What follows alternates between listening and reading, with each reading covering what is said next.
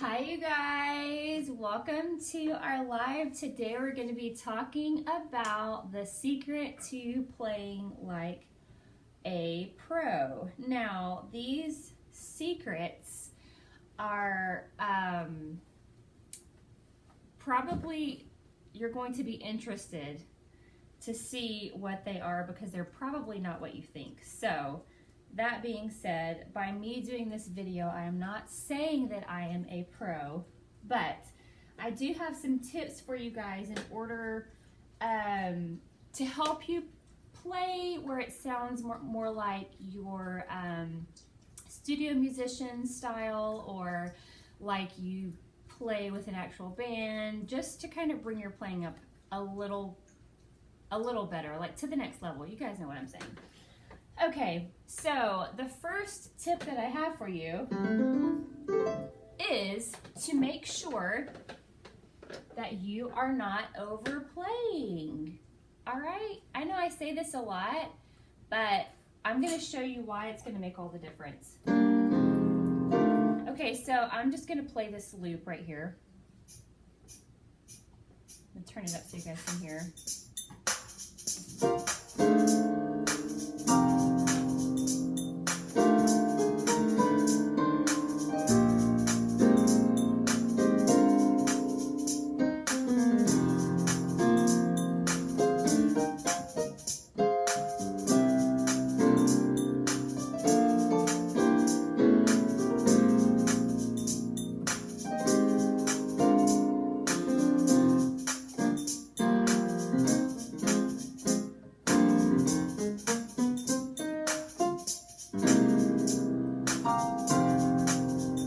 Okay, so what some people have a tendency to do when they start playing is play everything that you know in the first chorus or in one song.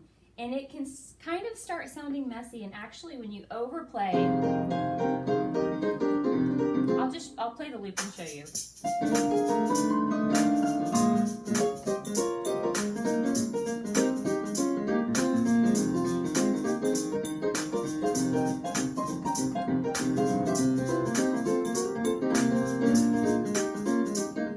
Right, it kind of gets a little bit messy, but there's beauty when you just kind of bring it back and you can play solid chords but play simply. So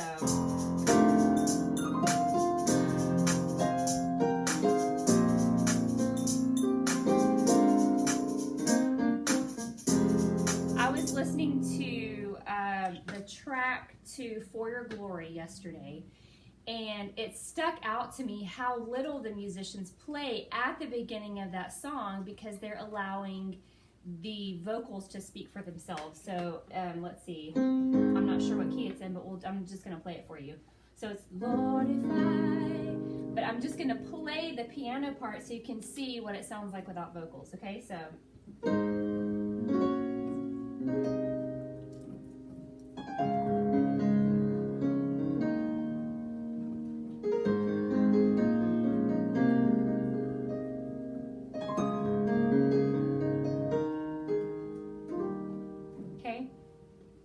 So the beauty of a slow song, especially at the beginning, is you're taking the words and really allowing them to shine. So don't overplay. I know it's tempting, but it will separate you from being an okay musician to be an excellent musician. So the second thing to remember is that the piano is not a rhythm instrument. Okay? The piano is for melody, and it's helping the singers keep the key or to create the beautiful music if you have an instrumental.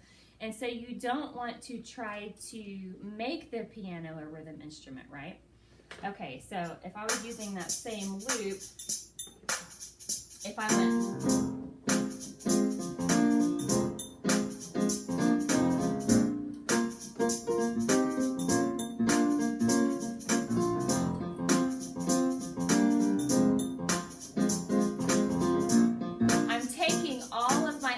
and putting it toward rhythm, where if I let the rhythm carry itself,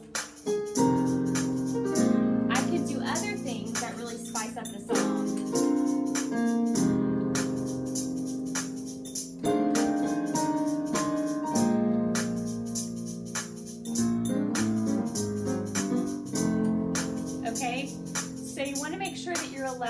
internal rhythm or the rhythm from your drummer or your drum loop to carry that song for you. That is so important. Okay, and the third thing that you're gonna have to do if you want to play like a professional is you're gonna have to practice.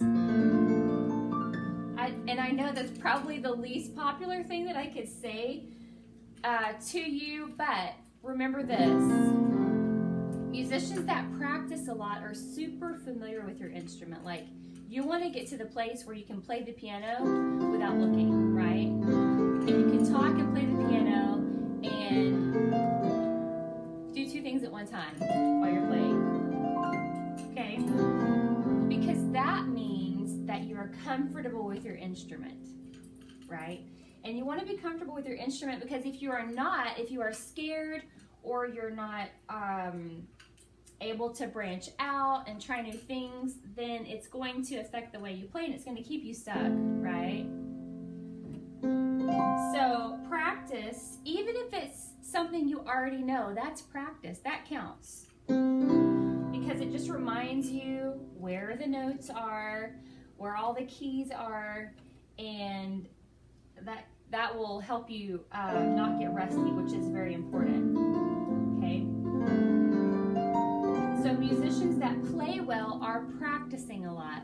That talent doesn't just come to them. They're playing the piano. Even if they've reached the level that it's fun, they're still playing. So make sure that you are practicing consistently, okay, to keep up your ability. Because if you play in church, remember that you do want to practice in order to worship, because you can't learn a new song on Saturday, play it on Sunday, and be completely comfortable with it enough to worship and for the Spirit to move.